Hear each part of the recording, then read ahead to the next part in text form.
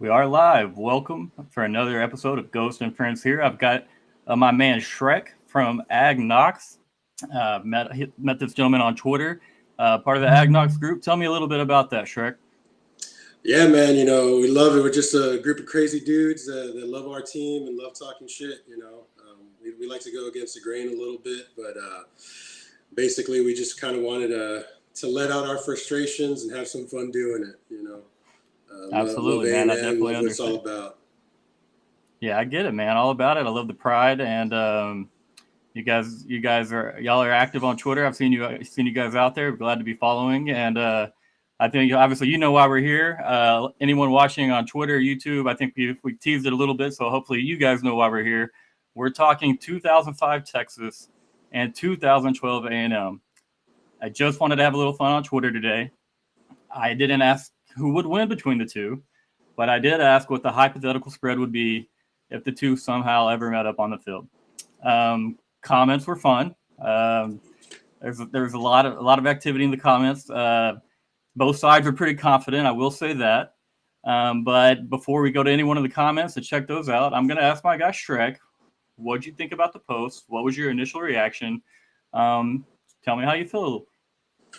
Oh, it was great, man. It's nice because we're kind of being able to squeeze the juice out of the hypotheticals. Like Yeah. it felt so much better. That's why I was so excited to come in and talk, because I was like, knowing that we're gonna have our answers again come November for the first time in I don't know what 12 years or whatever. Like it was definitely a nice one, bro. Like, I got the sparks flying. I was ready to read that, and it'd been a while since you posed a question like that type of hypothetical from different timelines. So I started kind of looking into it, looking into some memories. For me, it hit home because I was there. I was a freshman for the last year of the Big 12, so I was on the field when Justin Tucker hit that 40-yarder. So that one sunk deep. And then seeing the rise of the Johnny era, I was there for the best times, man. But yeah, going back to the actual the topic at hand, I mean, I'm kind of the realistic one of the group. I'm a little bit more level-headed than my counterparts, if I'm being honest. But I do want to read an excerpt that was sent to me by Tomag, who's kind of one of our main guys for the team. He put, "Nice. Please tell Ghost that Vince was mid for me.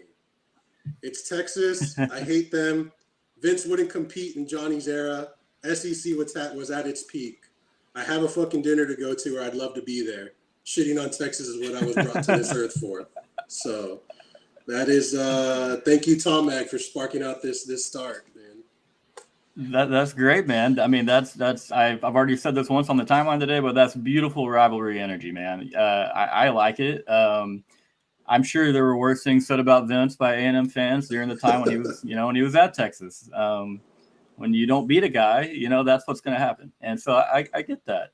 And I will give the Axe credit though. They gave our best team that he was on, that they saw, a lot of fits in 05. I will give him that. I won't go as far as conceding and agreeing that he is mid. I think the 30-2 record as a starter speaks volumes. So I'll just say that. But it's interesting, man, because it's just enough of a gap between 2005 and 2012.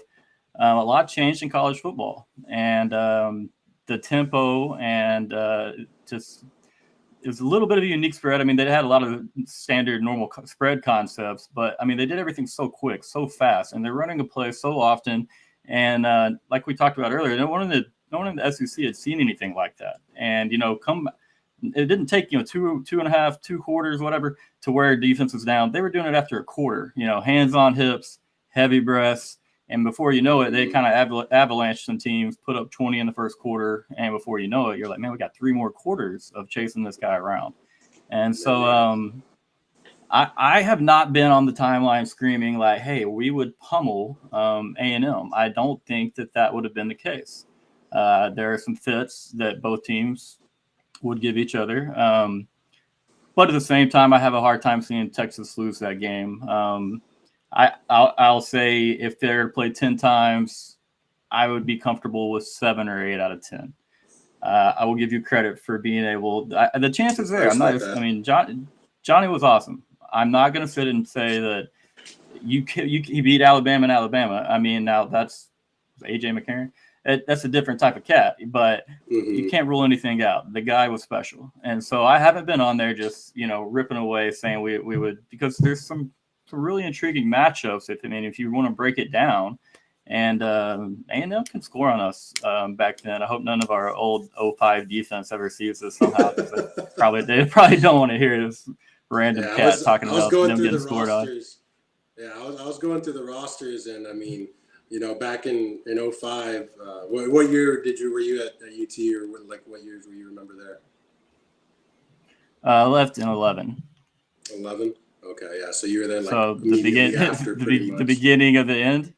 Yeah, that's tough. Well, I mean, at least you got to ride the high end there. But no, man, I mean, you can't take anything away from that Longhorn team. I think the Sports Illustrated cover, it was just, did they have the perfect season or the perfect team or something like that with the national championship trophy? So it's like you can't. My son. You can't discredit it. I just had the newspaper clipping of that. I know the picture you're talking about. I have that posted. I've had it since 2005. Forever.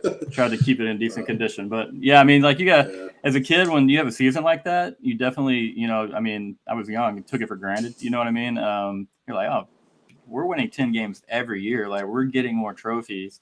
And then you go through the decade of despair, and you're like, man, I would kill to just be like in a, BCS back in the day, but a New York, one of the big Six Bowls. Wow, sorry.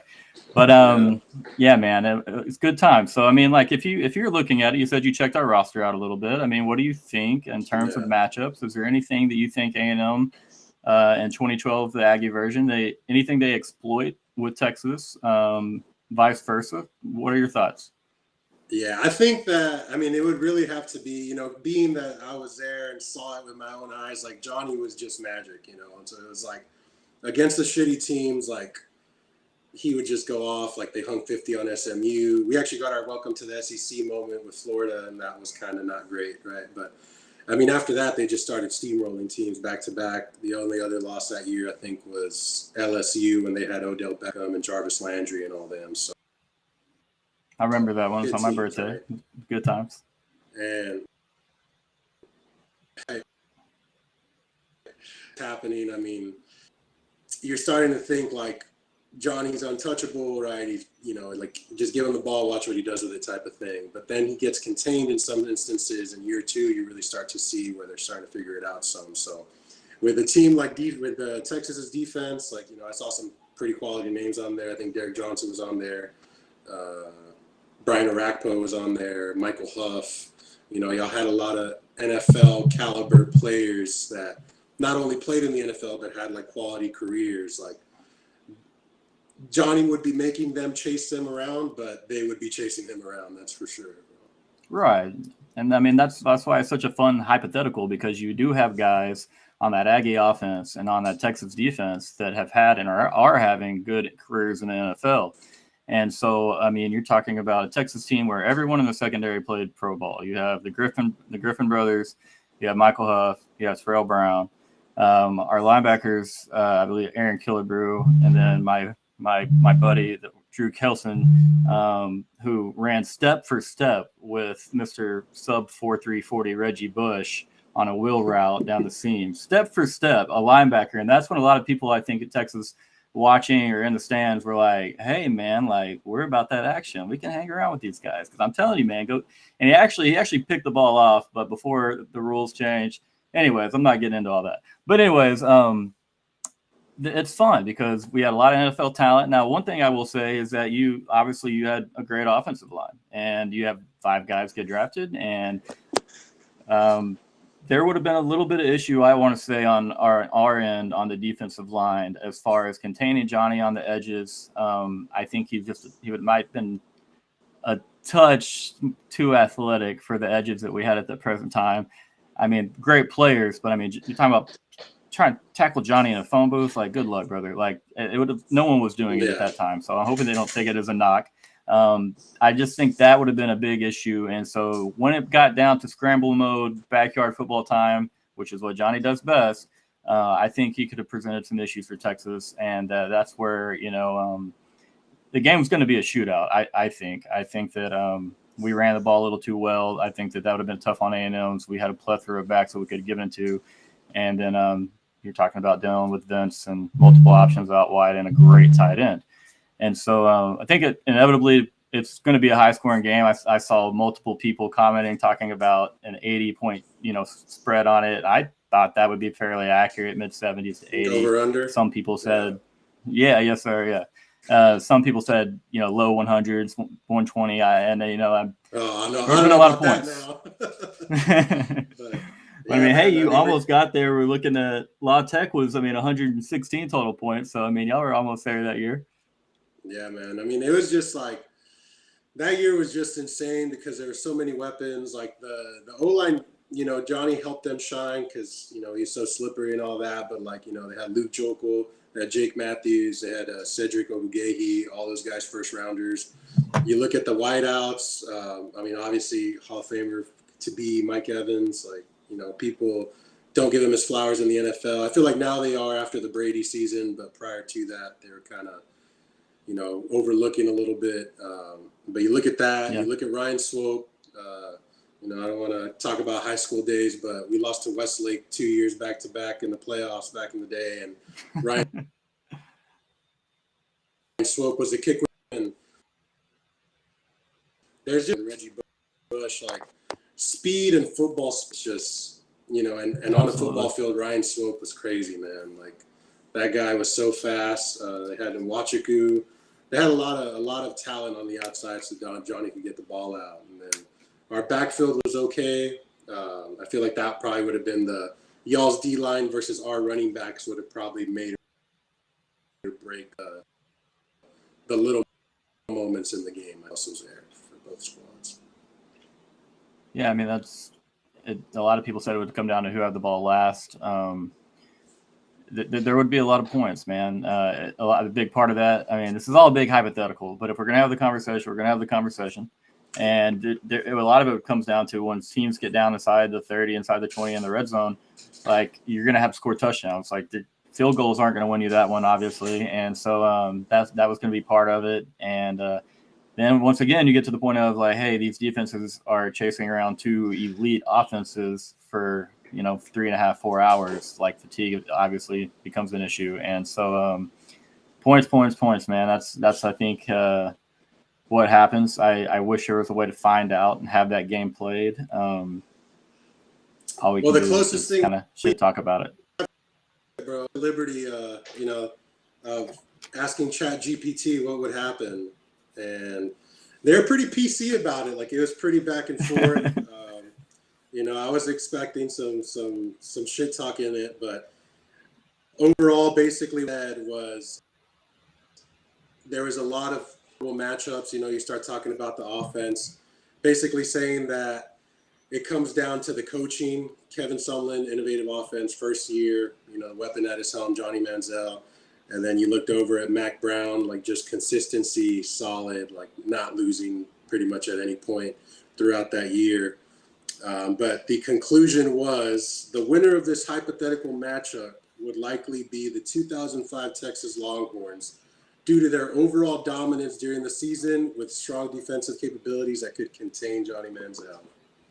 So thankfully, fuck robots, and they're full of shit. So I don't believe it for 1 second. But you can't trust a robot. We all saw iRobot. It's been downhill ever since with robots. So it's so fun just to do that and to find little answers. I loved reading all of the comments. That was an A&M team that gave people fits that I don't think anyone expected all that to happen. I, at the time of that season, lived in College Station, and I did not catch that vibe from that town. You can feel the vibe of the college town. You can feel the vibes moving up and down, and I didn't feel a lot of buzz. The SEC, yeah, but there was a lot of, I think just anxiety about how it would go. And of course, they're going to be there to support, and they want it to go great. But I didn't hear a lot of chirping, I guess is what I'm saying.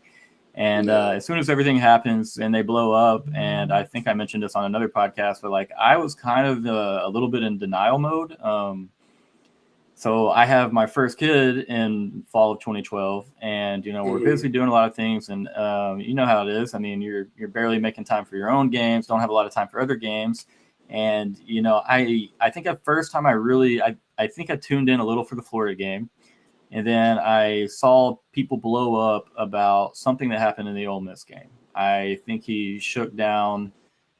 I don't remember one of the big 5 stars they had back in the day, but I knew. I mean, people were really talking about the guy. You go to the store, you go to HEB, and you hear his name, and then you get to the LSU game and they drop a game. And the first time I don't watch that either. I was at a casino, and then the first full game that I ever watched him was the Alabama game from start to finish, and I was just like, what is like he shouldn't be moving like this.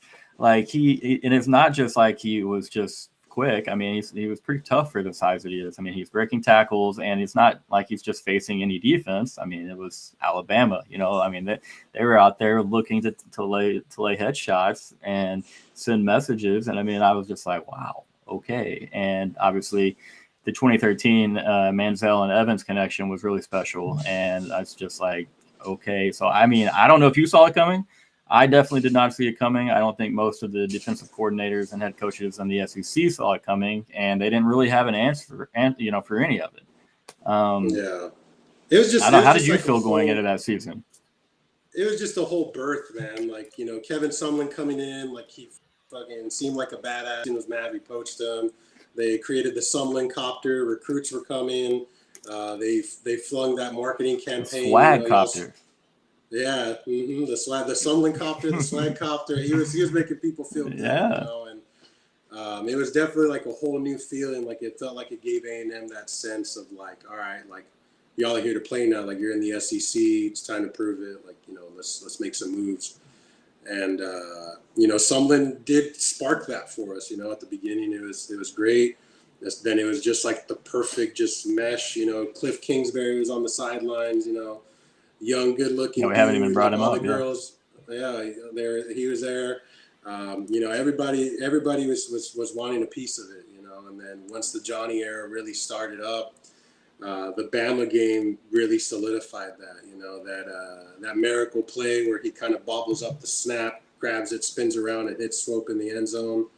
And then the ESPN like pans out to start showing like members of the Tuscaloosa field, like all the people watching the game there, all the fans just slowly start dispersing, and it's like that's not Yep. something you see every day. I mean, every Heisman has a Heisman moment, and that was Johnny's. I mean, everybody knows that play.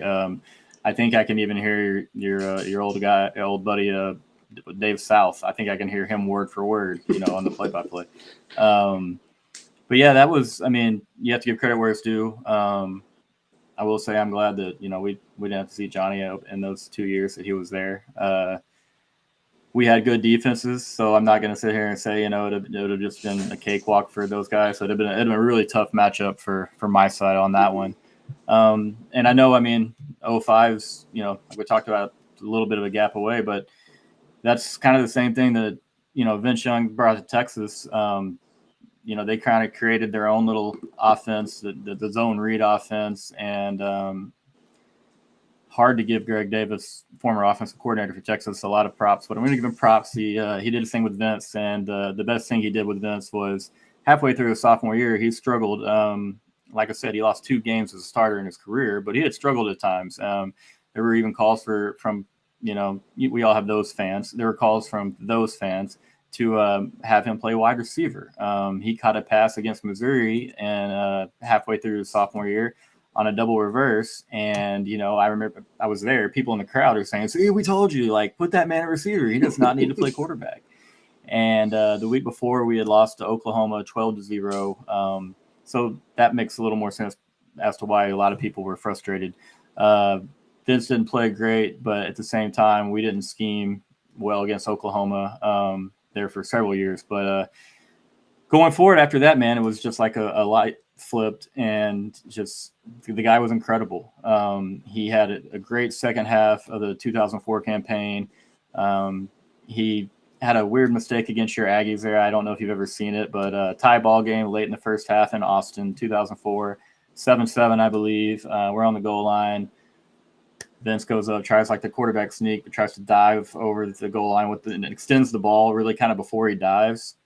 He gets stripped. I'm sure you've seen it. Y'all return it. Yeah, I've seen the highlight. 100 yards. Sure. Yeah, and so I'm like, we're really going to lose with Vince Young to these guys, and that's a 14-point swing. So I'm like, that is huge in a rivalry game like this. He comes out, has a great second half. I think we outscored you guys to 19-0 or something. But yeah, anyways, he struggled with Kansas. There was the Kansas game. A lot of people will bring that up. We definitely struggled up in Lawrence. But outside of that, man, he dominated Oklahoma State. We're trailing Oklahoma State 35-7 in Austin late in the second quarter. I think 1 minute left. We have the ball. He leads the late drive. 35-14 at halftime. We outscore them in the second half 42-0. If you're a college football fan, go watch those highlights. If you Aggies, young Aggies, go check out Vince. Vince, you Oklahoma State fans, if there's a couple watching, I'm sorry, but those two Vince years, I can't imagine what y'all went through, having all that hope in the two first halves of the 04 and 05 game, and then to not score a single point in the second half of either game. But so yeah, I mean, like there were hard times with Vince. It wasn't always, flawless. Football 30-2 is a terrific record. But he had a lot of talent around him. There's NFL players literally on the offensive line, defensive line, secondary, tailback, wide receiver. Mac had a good thing going recruiting, and he had a solid program. Now that junior year was special. I don't know if you saw our schedule in 2005, but we go up to Columbus, Ohio, and take down Ohio State, number 2 versus number 4. Me personally, I told my brother this on the phone the other day. That is my favorite Texas game that I've ever watched. Everyone loves the USC game. I understand and I comprehend that. The Ohio State game was so hard to score. Both teams and it wasn't because of bad offensive play particularly. It was the defenses were great. They were clutch. Big time plays were made.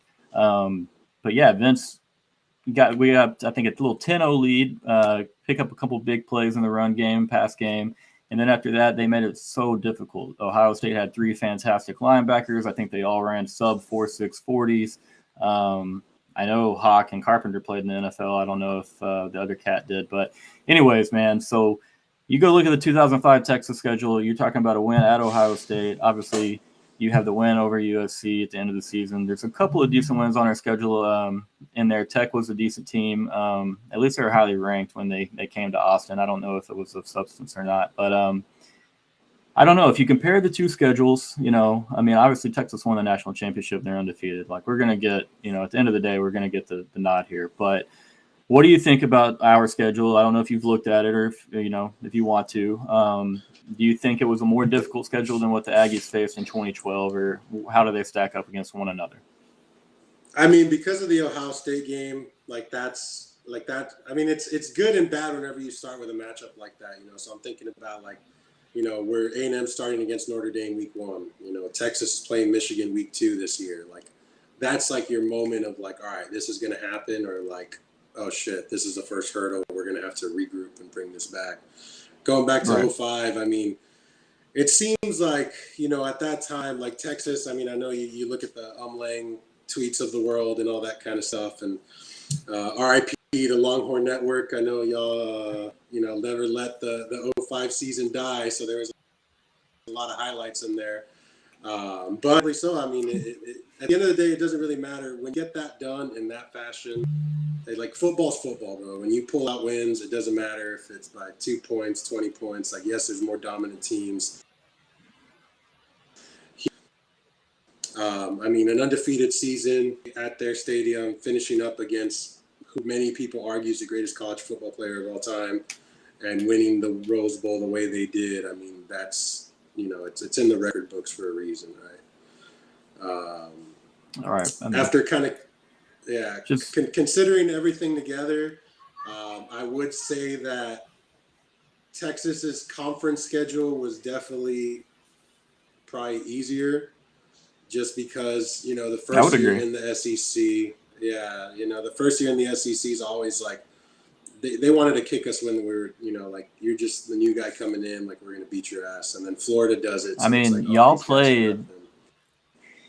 y'all played at Auburn, at Mississippi State. Now, granted, neither of them were very well. Mississippi State was Dak still there in 2012? No, I think that was 2014. It's going to be later than that, right? Okay. Yeah. Well, you played. I mean, you're talking about a 4-game stretch right here. We have LSU at home, and then you go to Auburn, to Mississippi State, to Alabama. That is that's pretty severe on the scheduling front. 3 straight. Welcome yeah, I to mean the that's life, tough Ghost. right there. Welcome to the life. Yeah, man. Well, luckily for us, they didn't throw us anything like that. Oklahoma, on the other hand, they did catch a little bit of that luck. But I mean, I understand that they tried to use some, basis or metric to formulate the schedule. Whatever happened, I love it. We should use it forever. Yeah, whatever you got to say to yourself, Ghost. Whatever you got to say to yourself. We know they gave you all that cupcake schedule so that it can be an inevitable. I mean, y'all are gonna have an opportunity, man. That's it is. I mean, what it is. That's the thing, though. It's like if you have that opportunity, it puts more pressure on you. I think I don't know if not saying soccer, the team feels more pressure because of the schedule, but as a fan, I'm like, man, everyone's aware that we've got a pretty good break with the schedule here. Like everybody knows that, like, hey, Texas only has three true road games in conference, and one of those is Vanderbilt. Obviously, the other 2 are 2 big rivalry games, and they're going to be absolute scenes when it comes to atmosphere and environment. But I mean, like, dang, man, like people are going to be on us if we don't, even if we go 9-3, people are going to be really, really loud. Like people are chirping at me to say, "Oh, you'll go 9-3 anyways." Shameless plug, real quick. We are planning on doing an AgKnocks tailgate, so we'll give some updates there. If you live close to the area, you're welcome to join us, Ghost. We can. I promise we won't burn up fight by the end of the night, bro.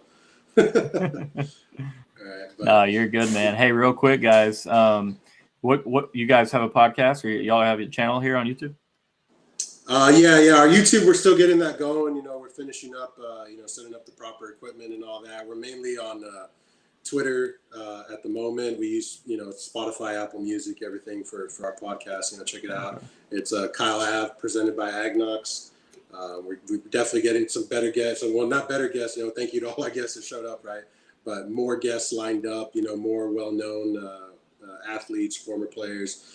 We're definitely excited for year 3, and we're pumped for it. Now that we can, I will say, Ghost, I do respect you as one of the good Longhorn accounts out there, so I appreciate the invite on here today. Man, absolutely. I don't want to name drop any of the accounts I would never even consider touching with a 10-foot pole, but there are quite a few Longhorn accounts that are like that. So I appreciate you're not. Well, hey, man.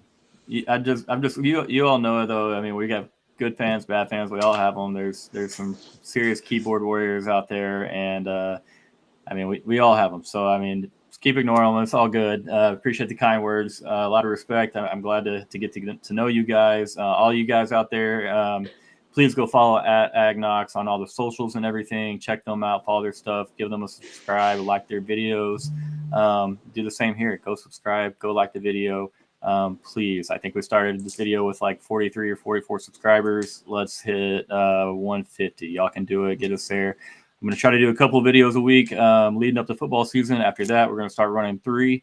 We'll do a little pregame show, postgame show, and that's for Texas football. And then we're going to continue to bring on a few guests a week, try to discuss the entire college football landscape. Let's get back to talking a little ball. Are you still good, Shrek? Yeah, I'm still good. Yeah, absolutely. All right, man. We got to put a stamp on the what the actual spread prediction would be. I'm at 6.5. Okay, and that's not a knock on A&M. I just think that it's 6.5. Vegas is out to make money. People are going to see that 6.5, and they're going to be like, man, a 2005 national champion. They're only giving up 6.5 against the saggy defense. It was just they're okay. I think that A&M is going to cover more times than not in that scenario. And but I think that, which I'm nobody. I don't know anything about odds making, but that is the number that I would pick. What do you have, Shrek? Again, I'm the realistic one of the group, so I'm going to go minus 3.5 Longhorns. I am a betting man, unfortunately. I think that they would give that field goal cushion, like, this team has nothing to prove, but you can't rule out the circus of Johnny and the amazing plays that he's got with Mike Evans. So I think they're like, let's roll these guys in with a nice little field goal spread. They're going to cover a field goal. Well, that's my thing. Right?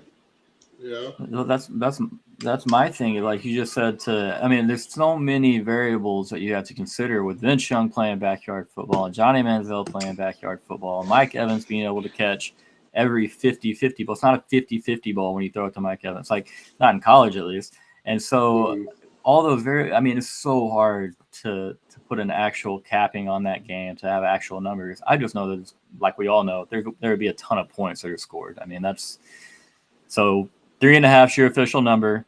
I'm at 6.5. In the comments, please get in there. What is the spread? 2005 Texas versus 2012 A&M. We needed to know the spread and which side you're taking. I know a lot of you guys have already done that on Twitter. We had a few hundred comments on there today. I appreciate you guys. It was a fun day. Now, Shrek, let's talk Aggies. Let's talk Notre Dame. I asked Mr. Rob Barron the other night on the channel, what are your expectations? Are you going in nervous? Are you going in hopeful? Are you confident? Where are we at, buddy? I'm somewhere between hopeful and confident. I really do believe in the Elko philosophy. I know we're seeing a lot of the same no headlines this year, which is a change of pace for us. There's no preseason hype this. Georgia's doing enough of that for all of us. Yeah, so like that feels good. Like internalizing that after living the last 5 years and watching that shit show of a recruiting class and all that. It was good for it to be. We know who our quarterback is. Like Elko's going to have those guys ready. There's not a lot of noise on Twitter. The players aren't obnoxious. They're not trying to, it seems like they're really honing it in and getting ready to hit somebody in the mouth, dude. And unfortunately, that mouth is going to have some gold helmets on it. So I think we're going to be able. The fact that it's at home, I feel pretty good. The Aggie faithful are going to show up. Don't get me wrong. I don't know if I'd put the entire mortgage on it, but I might put a Nissan Sentra on it, bro. I not to go back into the gambling, but when you look at it from a spread, I like to use the spreads as getting an idea because they do know. And you have Marcus Freeman, who's obviously been at Notre Dame for a couple of years now. It feels like they should roll into College Station as a top 10 team and probably win that game. But people that know your program know that you didn't just have a mass exodus out of the portal and lose absolutely everything, on your team like people acted like you did. You still have a wealth of defensive talent. And Notre Dame is not going to overwhelm anyone offensively. I don't believe so. They will be consistent and good on offense, but I don't think they're going to do anything that's going to, blow a defense that has the potential of yours socks off is my point. The edges that you have between Shamar and then Big Nick, like they're going to cause problems. And when that spread on that game is leaning in A&M's favor a little bit, just looking at it all, I mean, I feel good for your chances. I'll be rooting for Notre Dame, as I told Rob. But, I mean, that's going to be a fun game for y'all. Think about the momentum that it builds if you get a win. Turn around, and the same thing I told Rob again, like the rest of your big games are at home, man. You do have a couple of weird ones in there. I think South Carolina on the road, Auburn on the road. I think Auburn's going to be a little better than people want to give them credit for. A lot of that depends on Mr. Thorne. But what do you think, man? Schedule wise, if y'all get past Notre Dame, how big will your eyes get? I will say if the Longhorn hatred wants to fuel. If and when we beat Notre Dame week 1, y'all need to tune into that post-game podcast because it's going to be insane. I can already hear AgJack and Tom Ag guaranteeing a national championship after winning a favorable game at home. Like it's going to be a good one. Win a double OT thriller against it's like us in 2016 or whenever we took Notre Dame down. And I was like, yeah, I mean, like this could be the year, and we went 5-7. So yeah. I get it, man. It was fun, though. That's what makes the sport so great. We live on a week-to-week basis. Let me ask you another question, little sidebar real quick. How does the regular season feel to you now that we have the extended playoff? Are the week-to-week games, do they mean as much? Are you going to get just as into it if, win or loss? I know that, most of us will, but how do you feel about all of it? I like it, man. I mean, I think that it was a good move because there is so much it all depends on perspective, like this last year, like Georgia losing to Bama and now they're out. like a defending national championship loses an SEC championship game and now they're out. Like what? I mean, there are a lot of people that think they would have won that playoff if they got in. Yeah, and that's the thing. Like, if I'm a Georgia fan, I'm like, bro, are you fucking kidding me? We've lost one. This is the one game we lose in a crazy fashion in a year and 12 months or a year and 10 months or whatever, and now we're out. Right. Like so. I'm glad that piece of the puzzle is going to be out, and then you factor in the wild card of those really fun teams that it's like, man, these guys. You know, you love to watch them on Saturdays, but you're never going to see them in the big dance. Like now they're going to get that opportunity. So it's nice because it's not quite as much madness as March Madness, but it's definitely a little bit more so like, okay, teams that wouldn't have normally been here if this was a 4-team system are now going to get that shot. And, you know, even, I don't know how judgmental or if there'll be less scrutiny against the non-power fives or I guess power fours now now that the Pac-12's dead or whatever. So they got to be called something. Yeah, so they got to do something, and it's going to be fun to be able to see the UCFs of the world when they went undefeated and thought that they could mop the floor with Alabama and all that stuff. Like now we're going to be able to see it, and it can go either way. Like it can be like, you see, this is what we were telling you this entire time. Like you're playing Bama and now you lost by 40. Like you were undefeated because of where you're at. Versus like, you know what, maybe yeah, exactly. Versus like, oh shit, this Cinderella story isn't a Cinderella story. Like they were a powerhouse and they're here to play. You know what I mean? Well, I mean, it gives, you know, I mean, think about how many teams are consistently winning, you know, 8 to 9 games. And now those teams, those programs, those coaches are like, hey, man, if we can just take one more little step, you know, we could consistently be right there knocking on 10 through 12 rankings, getting in the playoffs. And like for some of these programs, that's going to change things in a major way. I mean, you're talking about recruiting, you know, it could be buy-in investment from an NIL standpoint. I mean, it's getting in the playoffs is going to be massive for schools. And so they're just all the new spots that are opening up. And then, I mean, as a Texas fan, selfishly, like I love it. Like if you go look at the 2008 Longhorns, I hope there's Oklahoma fans watching. I love it. All of you guys that are watching, because I know why you're watching, because we have, you know, great interactions. But we deserve to play in the 2008 National Championship game over Oklahoma against Florida. We beat OU by 10. Florida beat OU by 10 in the Natty. We lost one game and we're punished. And then you turn around and you look, I mean, there's been other teams, but 2014 TCU, they obviously had an argument to be in the playoff. Ohio State gets in as a 4 seed. Ohio State wins the national championship. So all of a sudden, everyone's like, well, they made the right decision. Probably, but TCU obviously deserved a spot to be in the national championship. And maybe those two teams would have met up and it would have been glorious. And we could have settled a lot of, you know, future conversations. I think, but the reason they didn't, go ahead. Yeah, the reason I think they didn't want this to happen is because now, realistically, like if you were in a committee and how many SEC and like the Big Ten schools do you think are really going to end up in the playoffs now? Simply because of the strength of schedule and, you know, how are you going to go against Texas? They beat Michigan and then they lost to Texas A&M at home. You know, like their double-digit win team beat Michigan and then lose to Texas A&M. We can't leave them out. But then you look at Ole Miss, and Ole Miss only has 2 losses now. And then you look at Texas A&M; they went undefeated all year and they're the number 1 team. So it's like, how many SEC teams are you gonna let in? You know what I mean? At what point You've been playing EA College Football 25? Did you say undefeated? I got it. 12-0 Texas. I got it. You know, dynasty mode right now. Actually, man. How is it, man? Oh, it's awesome, bro. It's especially the teams. We'll have to run it sometime. Oh yeah, we can run it, bro. I'm an Xbox guy. I don't know if you're an Xbox guy, but PlayStation. We'll okay. I think you could do crossplay, but I guess we're on opposite ends once again here, Ghost. Say I'm not really smart enough for all the crossplay, but I'll let you figure it out and send me a link, and I'll show up for it. But so going back to let me ask you this: if you think A&M were to go 10-2 here, another hypothetical theme of the night, the Aggies go 10-2. What are your playoff chances? Can the Aggies get into the playoffs? 12-team playoffs at 10-2. Absolutely, yeah. 10 wins, yeah. I think virtually any SEC team, unless there's like 4 of them. Well, maybe if there was 5, they would only put 4. But I would say That would if have been a there's better 10, question. Yeah. you know, That like would have if been a there's better 10, question. Yeah. you know, like it depends how many teams make it to double digits, I feel.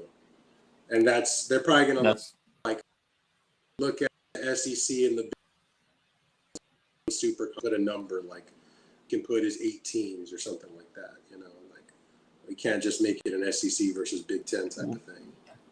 right. I mean, if you're going 10-2, you're assuming that, you're winning at least 2 of the 4 games against Notre Dame, LSU, Missouri, and Texas. And I mean, that's going to be quite a strong resume. And obviously, your losses are likely to come from that grouping as well.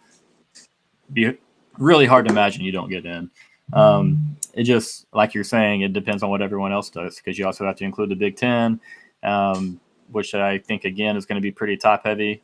I don't think USC is ready to get in there and make any type of dent in that conference yet. Washington lost a ton. Oregon will be really good. We'll see about Michigan. Yeah. Defensively, they should be rock solid, and then obviously Ohio State. But so tell me, man, are you you fan? You like the Big Ten, the Big 12, the SEC? You paying attention? You guys over there at AgKnocks paying attention to it all? Oh yeah, I mean, we try to stay focused on Aggie football and the SEC mainly, but you know, I mean, it's going to leak in there. Like all those guys are players, and when you want to win it all, that's who you're going to end up having to play. So, Ghost, I don't want to do this to you, man, but my iPad's on 2%, and I don't want to leave unexpectedly. So, you're good, man. I appreciate the heads up. Yeah, so I think I'm gonna have to put a stamp on it so I don't end this conversation one-sided for you. All good, man. Well, I appreciate you taking the time. We'll do this again, get you and your buddies from old AgKnocks. Y'all make sure and give them a like, a follow, check out all their stuff. Thanks everyone for tuning in. Shrek, I appreciate it, man. I wish we could figure that 2005 versus 2012 hypothetical out, but maybe another day, man. I'm curious to see the replies there, buddy. I think minus 3.5 is closer than minus 6.5, but you know, not a lot of people are level-headed as us. I'm sure we're going to get some A&M wins it and some Longhorns win by 25 or something like that. Oh man, you know that there's absolutely going to be like, yeah, we'll have to know. We'll DM. I'll send you a couple DMs about the comments. We'll see what they say in there. We'll talk about them, man. But thanks again for doing this. I'll let you go charge your comp. All right. Have a good night. Later, buddy. Thank you guys for joining in.